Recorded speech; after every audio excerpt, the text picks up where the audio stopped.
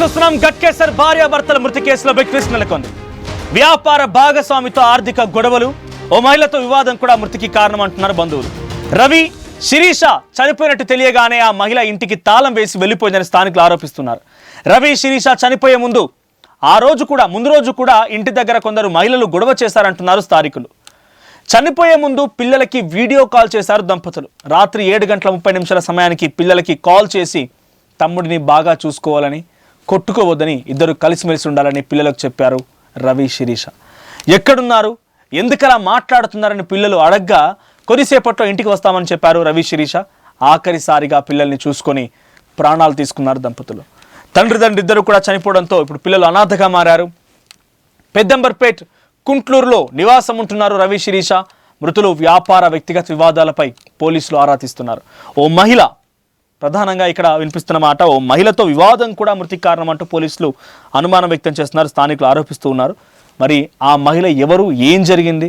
ఇక్కడ same as it is Vijaya Reddy మాదిరిగానే వాళ్ళు కూడా రైల్వే ట్రాక్ పైన చిన్న ముక్కలుగా పడి ఉన్నారు రవి శిరీష.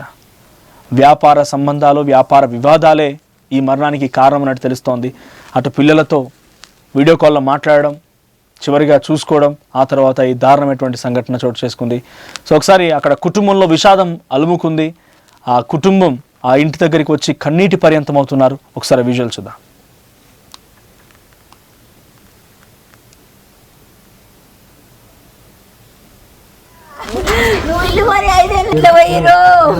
ఇద్దరెందుకు పోయిరు? నా బిడ్డ ఇక్కడ, నా బిడ్డ బిడ్డ మాయ సంసారం చేసినవే ఇక్కడ, నా బిడ్డ బిడ్డ 5 ఏళ్ళ ముందు కాదే బిడ్డ, నువ్వు ఇల్లు మరి 5 ఏళ్ళ పోయిరు, ఇద్దరెందుకు పోయిరు? నా బిడ్డ ఇక్కడ. రైట్, ఇది ఆ శిరీష తల్లి ఆవేదన.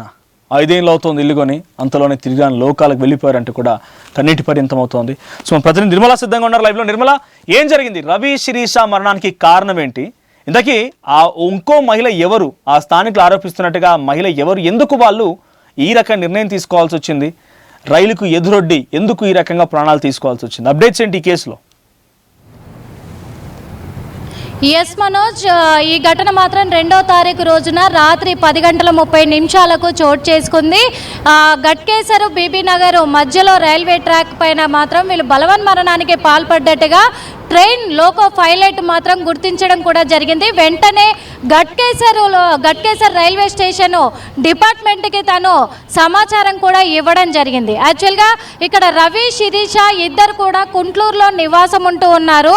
కుంట్లూరులో ఉన్నటువంటి వీళ్ళ వ్యాపారంలో ఉన్న భాగస్తులే వీళ్ళ బలవన్ మరణానికి కారణం అని చెప్పేసి కూడా శిరీష తల్లి అయితే ఆరోపిస్తూ ఉంది. వాళ్లకు లావాదేవీల విషయంలో గత కొంతకాలంగా కూడా గొడవలు జరుగుతున్నట్టుగా కూడా పోలీసులు కూడా గుర్తించడం జరిగింది, జీఆర్పీ పోలీసులు అయితే. అదేవిధంగా వాళ్ళ లావాదేవీల విషయానికి వచ్చి గతంలోనే వాళ్ళ దగ్గర వీళ్ళు అమౌంట్ తీసుకొని వాళ్ళకు డబ్బులు ఇవ్వని కారణంగా పదే కూడా ఆ మహిళలు ఇంటి వద్దకు వచ్చి గొడవ చేస్తున్నట్టుగా కూడా ఇక్కడ శిరీష తల్లి మాత్రం ఆరోపిస్తూ ఉంది. ఆ గొడవే ఈ దారుణానికి చోటు చేసుకుంది. నా కూతురు, నా అల్లుడు ఈరోజు మాకు దూరం అవ్వడానికి గల కారణము ఇదే, వీళ్ళ వల్లే అయ్యింది అని చెప్పేసి కూడా చెప్పడం జరుగుతూ ఉంది. అదేవిధంగా తను ఒక రైస్ మిల్కి సంబంధించినటువంటి వ్యాపారి రవి. అదే విషయంలో కూడా ఈ వ్యాపారాలలో భాగస్తులై ఉన్నారు వీళ్ళంతా అనేది కూడా తెలుస్తూ ఉంది. కాకపోతే అంతకు ముందు రోజే ఒక మహిళ గొడవ పడింది. వీళ్ళు ఈ బలవన్ మరణానికి పాల్పడడానికి ముందే కూడా కొంతమంది మహిళలు ఇంటికి వచ్చి గొడవ చేసినట్టుగా కూడా పోలీసులు గుర్తించడం జరిగింది. అదేవిధంగా అప్పుడే మనస్తాపానికి గురైనటువంటి వీళ్ళు సాయంత్రం 6:30 ప్రాంతంలో వాళ్ళ బైక్ తీసుకొని ఇప్పుడే వస్తాం, మళ్ళీ బయటికి వెళ్ళి వస్తామని చెప్పేసి పిల్లలకి చెప్పి వాళ్ళు అక్కడి నుంచి బయలుదేరి గట్కేసర్ బీబీనగర్ మధ్యలో ఉన్నటువంటి ట్రాక్ దగ్గరికి కూడా రావడం జరిగింది. అక్కడ బైకును కూడా ట్రాక్ పక్కనే ఉంచారు. అంటే ఈ ఘటనంతా కూడా గతంలో విజయారెడ్డి కేసు ప్రజలు మర్చిపోకముందే ఈ దారుణం మరోసారి చోటు కుటుంబ సభ్యులు కానీ, అటు తల్లిదండ్రి శిరీష తల్లిదండ్రులు కానీ, రవికి సంబంధించిన స్థానికులు కానీ వాళ్ళ బంధువులు కానీ ఎవరిపైన అనుమానం వ్యక్తమవుతోంది. Yes. ఇప్పటివరకు పోలీసులు ఎవరు ఈ మరణానికి కారణం, ఎవరు వారిని వేధించారు, అప్పుల బాధ కానీ లేకపోతే హింసించిన వారు ఎవరు?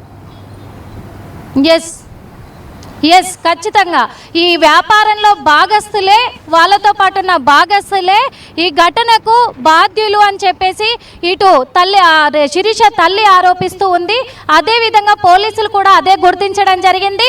వ్యాపార భాగస్తులందరినీ కూడా పోలీసులు అయితే ఇప్పుడు ఎంక్వైరీ చేస్తున్నారు, వాళ్ళని పిలిచి విచారిస్తూ ఉన్నారు.